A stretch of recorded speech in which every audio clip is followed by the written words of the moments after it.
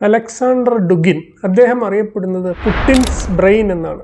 പുതിയ റഷ്യയുടെ രാഷ്ട്രീയ ഭൂപടത്തിൽ നിർണായക സ്വാധീനമുള്ള ഒരു ചിന്തകൻ.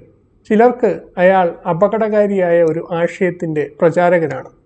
മറ്റു ചിലർക്ക് ഇന്ന് ജീവിച്ചിരിക്കുന്ന ധീരനായ തത്വചിന്തകരിൽ ഒരാൾ. യഥാർത്ഥത്തിൽ ആരാണ് അലക്സാണ്ടർ ഡുഗിൻ?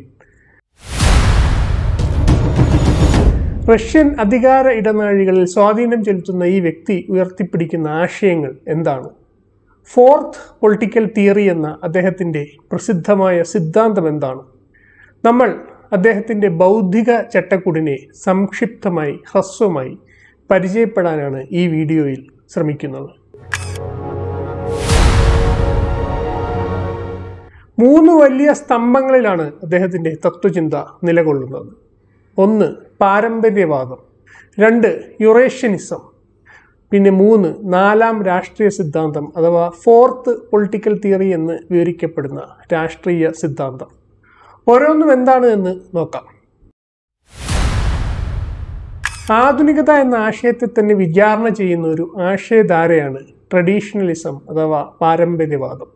ഡുഗിൻ അത് ഉയർത്തിപ്പിടിക്കുന്നു. ട്രഡീഷണലിസം എന്ന ഒരു തത്വചിന്താ മൂവ്മെന്റ് ആരംഭിച്ചത് ഇസ്ലാം മതം സ്വീകരിച്ച ഫ്രഞ്ച് തത്വചിന്തകനായ റെനെ ഗുനോനാണ്. മോഡേണിറ്റി അഥവാ ആധുനികത ഒരു പുരോഗതിയാണ് എന്നാണ് പൊതുവെ മനസ്സിലാക്കപ്പെടുന്നത്. അതങ്ങനെയല്ല, മറിച്ച് ഒരു ഇരുണ്ട അധപ്പതനത്തിൻ്റെ ആഗമനമാണ് എന്ന് റെനെ ഗുനോൻ വ്യാഖ്യാനിക്കുന്നു. യൂറോപ്യൻ എൻലൈറ്റൻമെന്റ് ഒരു വിമോചന മുഹൂർത്തമായിട്ടല്ല, മറിച്ച് ഒരു വീഴ്ചയായിട്ടാണ് അദ്ദേഹം കാണുന്നത്. സാക്രഡ് അഥവാ പവിത്രമായിട്ടുള്ള കാഴ്ചപ്പാടുകളിൽ നിന്ന് അശുദ്ധമായതിലേക്ക്, പ്രൊഫൈനിലേക്ക് ഉള്ള വീഴ്ച, അഭൗതികമായതിനെ കൂടി ഉൾക്കൊള്ളുന്ന സമ്പൂർണമായ വീക്ഷണങ്ങളിൽ നിന്ന് വരണ്ട യുക്തിവാദത്തിലേക്കുള്ള വീഴ്ച. ട്രഡീഷണലിസം ഉയർത്തിപ്പിടിച്ച മറ്റൊരു ചിന്തകനാണ് ജൂലിയസ് ഇവോള. ഇരുവരുടെയും ആശയങ്ങൾ ഡുഗിനെ സ്വാധീനിക്കുന്നു. അദ്ദേഹത്തെ സംബന്ധിച്ചിടത്തോളം ആധുനികത വെറുതെ വഴിതെറ്റിയതല്ല, അതിൻ്റെ ആത്മീയമായ പാപ്പരത്വമാണ് അതിന് പ്രധാന കാരണം. ഈ കാഴ്ചപ്പാടിൽ ലിബറലിസം, ഇൻഡിവിജ്വലിസം, മെറ്റീരിയലിസം ഇവ ഒന്നും തന്നെ നിഷ്പക്ഷമായ ആശയങ്ങളല്ല. എക്സിസ്റ്റൻഷ്യലായിട്ടുള്ള പ്രശ്നങ്ങളാണ് അവയിലെല്ലാം അടങ്ങിയിട്ടുള്ളത്. സവിശേഷമായ ലോകവീക്ഷണത്തിൽ നിന്നാണ് അവ ഉൽപ്പാദിപ്പിക്കപ്പെടുന്നത്. അവ മനുഷ്യനെ ശാശ്വത മൂല്യങ്ങളുടെ ലോകത്ത് നിന്ന് വിച്ഛേദിക്കുന്നു. ബദലായി ആത്മീയ തത്വങ്ങളും ശ്രേണികളും സമൂഹത്തെ നങ്കൂരമിടുന്ന ഒരു ലോകത്തേക്ക് ഡുഗിൻ നമ്മെ ക്ഷണിക്കുന്നു. ഇത് കേവലം നൊസ്റ്റാൾജിയയുടെ അടിസ്ഥാനത്തിലല്ല, മറിച്ച് മെറ്റാഫിസിക്കലായുള്ള അടിസ്ഥാനത്തിൽ സ്ഥാപിക്കപ്പെട്ടതായിരിക്കണം. റഷ്യ ഈ സമവാക്യത്തിലേക്ക് ഡുഗിൻ എങ്ങനെ പ്രതിഷ്ഠിക്കുന്നു എന്നത് ശ്രദ്ധേയമാണ്. റഷ്യ അദ്ദേഹത്തെ സംബന്ധിച്ചിടത്തോളം ഓർത്തഡോക്സിയുടെ ദീപശിഖ വഹിക്കുന്ന ഒരു സ്റ്റേറ്റ് സിവിലൈസേഷനാണ്. യൂറോപ്പിനും ഏഷ്യയ്ക്കുമിടയിൽ അത് ആധ്യാത്മികതയുടെയും ഭൗതിക ശക്തിയുടെയും പാലമായി വർത്തിക്കുന്നു. പടിഞ്ഞാറ് രാഷ്ട്രീയത്തിൽ നിന്ന് ആത്മാവിനെ വേർപെടുത്തിയെങ്കിൽ അതിനെ ചേർത്ത് പിടിക്കാനാണ് റഷ്യ ശ്രമിക്കേണ്ടത് എന്ന് അദ്ദേഹം പറയുന്നു. ഡുഗിന്റെ ട്രഡീഷണലിസം തുടർന്ന് താത്വികമായ അടിത്തറ തേടുന്നത് മാർട്ടിൻ ഹൈഡഗറിലാണ്. ദാസിയൻ എന്ന ഹൈഡഗറുടെ ഒരു ആശയമുണ്ട്. ബീയിങ് ഇൻ ദ വേൾഡ് എന്ന ജർമ്മൻ പദം, അത് ഉണ്മയെക്കുറിച്ചുള്ളതാണ്. അത് ഡുഗിന് ആയുധമായി തീരുന്നു. ആധുനികത നമ്മെ ടെക്നോളജിക്കൽ തിങ്കിങ്ങിൽ തളച്ചിട്ടുകൊണ്ട് നമ്മെ നമ്മുടെ ഉണ്മയിൽ നിന്ന് അന്യവൽക്കരിക്കുന്നു എന്ന ഹൈഡഗറുടെ ആശയം ഡുഗിൻ അംഗീകരിക്കുകയും വികസിപ്പിക്കുകയും ചെയ്യുന്നു. ആ അർത്ഥത്തിൽ ഡുഗിനെ സംബന്ധിച്ചിടത്തോളം ലിബറലിസം ഒരു രാഷ്ട്രീയമായ ശരികേട് മാത്രമല്ല, സത്താപരമായി തന്നെ രൂപപ്പെടുന്ന തെറ്റാണ്. അത് മനുഷ്യനെ ഒറ്റപ്പെട്ട വ്യക്തിത്വങ്ങളായി ചുരുക്കുന്നു. അവരുടെ സാംസ്കാരികവും ആത്മീയവുമായ ആഴങ്ങളിൽ നിന്ന് അവരെ വേർപെടുത്തിക്കൊണ്ട് ഒറ്റപ്പെട്ട വ്യക്തിത്വങ്ങൾ. അതൊരു എക്സിസ്റ്റൻഷ്യൽ കാറ്റസ്ട്രോഫാണ് എന്ന് അദ്ദേഹം പറയും. അസ്തിത്വപരമായ വിനാശം. അവരുടെ ശരിയായ അസ്തിത്വത്തെ വ്യക്തികൾ തിരിച്ചു പിടിക്കണം. ഇത് വ്യക്തികൾക്ക് മാത്രമല്ല, സംസ്കാരങ്ങൾക്കും ബാധകമാണ്. ഓരോ സംസ്കാരവും ഓരോ സവിശേഷമായ രീതിയിലുള്ള അസ്തിത്വമാണ്. അതിനെ പടിഞ്ഞാറൻ കാറ്റഗറിയിലേക്ക് നമുക്ക് ചുരുക്കിക്കെട്ടാൻ കഴിയില്ല. റഷ്യയുടെ പാത അതുകൊണ്ട് തന്നെ യൂറോപ്പിനെ പോലെ ആയിത്തീരുക എന്നതായിരിക്കരുത്, അതിൻ്റെ തന്നെ ഒതൻറ്റിസിറ്റിയിൽ ജീവിക്കുക എന്നതായിരിക്കണം. ഡുഗിന്റെ ഭൗമരാഷ്ട്രീയത്തിന്റെ അടിസ്ഥാനം അദ്ദേഹം തന്നെ പുനരുജ്ജീവിപ്പിക്കുന്ന യുറേഷ്യനിസം എന്ന ചിന്തയിൽ അധിഷ്ഠിതമാണ്. അവരുടെ വാദം ഇതാണ്: റഷ്യ എന്നാൽ യൂറോപ്പോ ഏഷ്യയോ അല്ല, അത് മൂന്നാമത് ഒന്നാണ്, യുറേഷ്യ. യൂറോപ്പിനും ഏഷ്യയ്ക്കും ഇടയിലെ ഒരു പാലം, അതിൽ തന്നെ വ്യത്യസ്തമായ ഒരു സംസ്കാരം. ഡുഗിന്റെ നിയോ യുറേഷ്യനിസം ഓർത്തഡോക്സ്, തുർക്കി, ഇസ്ലാമിക, ഏഷ്യൻ പാരമ്പര്യങ്ങളെ മുഴുവൻ നയിക്കുന്ന യൂറോപ്യൻ ഗ്ലോബലിസത്തിന് എതിരെ അവരെ നയിക്കുന്ന ഒരു യുറേഷ്യൻ ബ്ലോക്കായിട്ട് റഷ്യയെ സങ്കല്പിക്കുന്നു.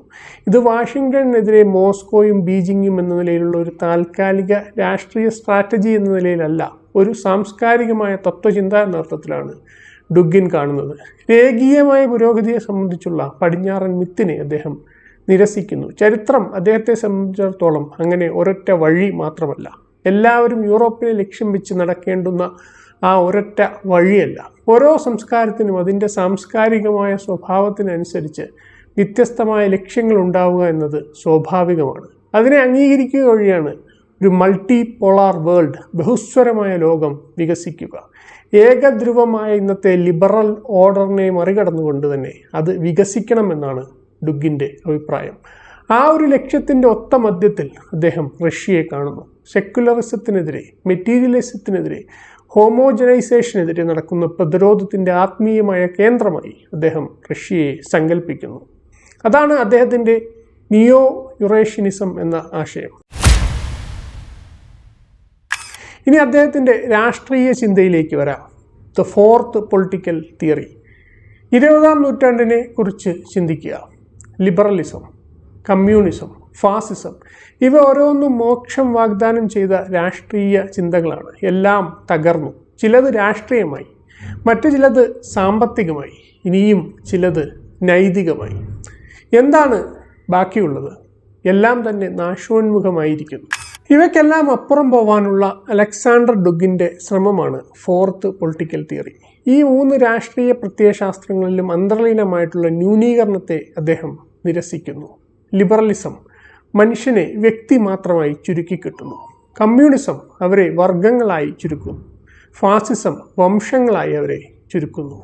അതിന് പകരം ഡുഗിൻ ഹൈഡഗറുടെ ദാസിയൻ അടിസ്ഥാനമായി സ്വീകരിക്കുന്നു. സംസ്കാരങ്ങളും വ്യക്തികളെപ്പോലെ സവിശേഷമായ ഉണ്മകളാണ് എന്ന് നിരൂപിക്കുന്നു. അതായത് അദ്ദേഹം മുന്നോട്ട് വയ്ക്കുന്ന പുതിയ രാഷ്ട്രീയം വ്യക്തികളെയോ വർഗങ്ങളെയോ വംശങ്ങളെയോ സംബന്ധിക്കുന്നതല്ല, സാംസ്കാരികമായ സ്വത്വത്തെ അടിസ്ഥാനപ്പെടുത്തിയുള്ളതാണ്. യൂണിവേഴ്സലായിട്ടുള്ള ഒറ്റ ശരിയായ വഴി എന്ന ആശയത്തെ അത് നിരസിക്കുന്നു. ഓരോ സംസ്കാരങ്ങൾക്കും അതിൻ്റേതായ മെറ്റാഫിസിക്കൽ സ്വഭാവമനുസരിച്ച് വ്യത്യസ്തമായ ലക്ഷ്യങ്ങൾ ഉണ്ടാവുക സാധ്യമാണ് എന്ന് വാദിക്കുന്നു. തീർച്ചയായും ഡുഗിൻ്റെ ചിന്ത വിവാദപരമാണ്.